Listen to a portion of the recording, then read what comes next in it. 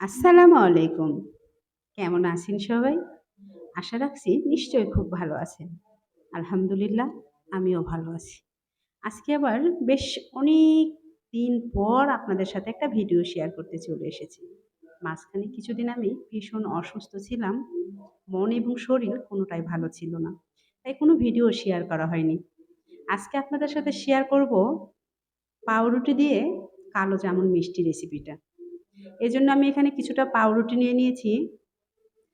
অনেক সময় বাসায় দেখবেন যে কিছু পাউরুটি নিয়ে আসলে লাস্টের দিক দিয়ে কিছুটা থেকে যায়, এটা কেউ খেতে চায় না। আমি সেই পাউরুটি দিয়ে আজকে কালো জাম মিষ্টিটা তৈরি করে আপনাদের সাথে শেয়ার করছি। এর জন্য সাইডের কালো অংশ ফেলে দেওয়ার কোনো দরকার নেই, ব্লেন্ড করার কোনো দরকার নেই। জাস্ট হাত দিয়ে একটু ভালোভাবে ভেঙে নিলেই হবে। দিয়ে দিলাম ১ চামচ পরিমাণ গুঁড়ো দুধ, ১ চামচ ময়দা এবং 1/2 চামচ পরিমাণ বেকিং পাউডার। এখানে ময়দা বা গুঁড়ো দুধ যেকোনো একটা দিলেও হবে। আমি জাস্ট টেস্টটা একটু বাড়ানোর জন্য গুঁড়ো দুধটা ইউজ করেছি। এখানে ১ চামচের জায়গায় ২ চামচ ময়দা দিলেও হয়ে যাবে। এভাবে শুধু একটু ভেঙে নিব। তারপর একটা ডিম একটু ভালোভাবে ভেঙে পাউরুটির গুঁড়োর সাথে মিলিয়ে নিব। আমি শুকনো উপকরণগুলো কিন্তু হাত দিয়ে ভালোভাবে মিক্স করে নিয়েছি, যাতে বেকিং পাউডারটা সবগুলা ভালোভাবে মিক্স হয়ে যায়। এবার পাউরুটির গুঁড়োর সাথে একটা ডিম আমি দিয়ে দিয়েছি। এবার একটু মেখে নেব। আসলে যারা অনেকবার মিষ্টি বানিয়েছেন তাদের কাছে মিষ্টি বানানোটা কোনো ব্যাপার না। যারা নতুন তাদের জন্য একটু সমস্যা। তবে আজকের এই রেসিপিটা ফলো করলে খুব সহজেই মিষ্টি বানাতে শিখে যাবেন ইনশাল্লাহ। আমি সামান্য একটু তেল দিয়ে নিলাম। বাসায় ঘি থাকলে এখানে আপনারা ঘি ইউজ করতে পারেন। তাহলে ফ্লেভারটা আরো ভালো আসে। আমি যে ডোটা তৈরি করেছি সেটা কিন্তু অনেকটাই এইরকম হবে, অনেক স্টিকি হবে, একটু আঠালো হবে। এবার আমি ঢেকে রাখবো ১০ মিনিটের জন্য। ফিরে আসলাম ১০ মিনিট পরে। ডোটা কিন্তু আগের তুলনায় কিছুটা শক্ত হয়ে গেছে। এবার আমার মিষ্টি বানাতে অনেকটাই সুবিধা হবে। আমি হাতে তেল মাখিয়ে নিয়ে গোল, গোল করে মিষ্টির শেপ দিয়ে নিচ্ছি। এটা একদম মসৃণ করার কোনো দরকার নাই। বরং একটু অমসৃণ থাকলেই শিরাটা ভালোভাবে মিষ্টির মধ্যে ঢুকে যায়। আমি সবগুলো মিষ্টির শেপ এভাবে দিয়ে নিচ্ছি। আমি একটু বড়, বড় করে মিষ্টিটা বানিয়ে নিচ্ছি। আমি অনেকগুলো মিষ্টি বানাবো না, ৮ টা মিষ্টি বানাবো। আমার সবগুলো মিষ্টি শেপ দেওয়া হয়ে গেছে। এবার প্যানে কিছুটা তেল দিয়ে তেলগুলো কুসুম গরম হলে তার মধ্যে আমি মিষ্টিগুলো দিয়ে দিব। একদমই তেলগুলো বেশি গরম করা যাবে না। তাহলে কিন্তু মিষ্টিতে খুব তাড়াতাড়ি কালার ধরে যাবে এবং মিষ্টির ভিতরে ভালোভাবে কুক হবে না। মিষ্টিগুলো যখন তেলে দিব, তেলটা গরম হওয়ার পরে মিষ্টিগুলো নিজের থেকেই ফুলে যাবে এবং তেল থেকে একটু সরে, সরে আসবে। আর এই মিষ্টিগুলো কিন্তু তেলে ভাজি করার সময় অনেকটাই ফুলে যায়। এই যে আমার মিষ্টিগুলো দেখে বুঝতে পারছেন, এটা ঠিক কতটা ফুলে গেছে।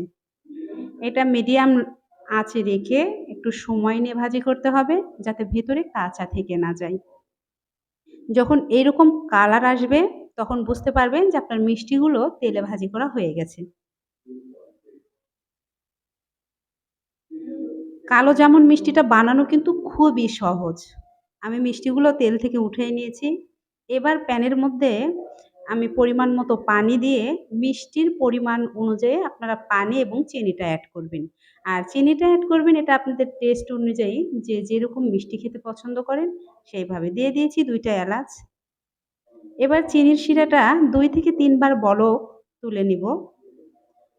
যখন দেখব সামান্য একটু আঠালো, আঠালো ভাব হয়েছে, তখন আমি মিষ্টিগুলো চিনির শিরার মধ্যে দিয়ে দিব। এটা খুব বেশি ঘন করা যাবে না, তাহলে কিন্তু মিষ্টির ভিতরে চিনির শিরাগুলো প্রবেশ করবে না। এবার ঢেকে দিয়ে আমি ৩ থেকে ৪ মিনিট একটু জাল করে নেব। কালো জামুন মিষ্টির শিরাটা কিন্তু নরমালি অনেক পাতলাই হয়। এই যে দেখেন অনেকটা শিরা কিন্তু মিষ্টি খেয়ে নিয়েছে। এবার আমি ঢেকে ২-৩ ঘন্টা রেখে দিয়েছিলাম। তারপর ঠান্ডা হলে আমি সার্ভ করছি। মিষ্টিগুলো দেখেন এবং মিষ্টির কালারটা দেখলে বুঝতে পারবেন এটা কতটা পারফেক্ট ভাবে তৈরি হয়েছে। পাউরুটি দিয়েও যে এত সুন্দর মজার মিষ্টি বানানো যায়, বাসায় ট্রাই না করলে কখনোই বুঝতে পারতাম না। কাউকে যদি না বলেন যে এটা কি দিয়ে তৈরি করেছেন, সে বুঝতেই পারবে না যে এটা দোকানের কেনা মিষ্টি না আপনার হাতের তৈরি করা মিষ্টি। যদি এভাবে মিষ্টি বানানো শিখে যান, তাহলে আর দোকানের মিষ্টি কিনে খেতে ইচ্ছে করবে না। আমি একটা মিষ্টি হাতে নিয়ে আপনাদের দেখিয়ে দিচ্ছি, এটা কতটা সফট হয়েছে। ভেতরটা একদম নরম তুলতুলে হয়েছে। আমি আরো একটা মিষ্টি আপনাদের কেটে দেখাচ্ছি, তাহলে বুঝতে পারবেন যে আমার কালো জামুন মিষ্টির রেসিপি কতটা পারফেক্ট হয়েছে। তো বন্ধুরা, অনেকদিন পর একটা ভিডিও আপনাদের সাথে শেয়ার করলাম। যারা রেগুলার আমার ভিডিও দেখতেন এবং দেখেন, আপনাদের সবার জন্য অনেক অনেক শুভকামনা এবং ভালোবাসা রইল। যে যেখানে আছেন অনেক বেশি ভালো থাকবেন। আল্লাহ হাফেজ।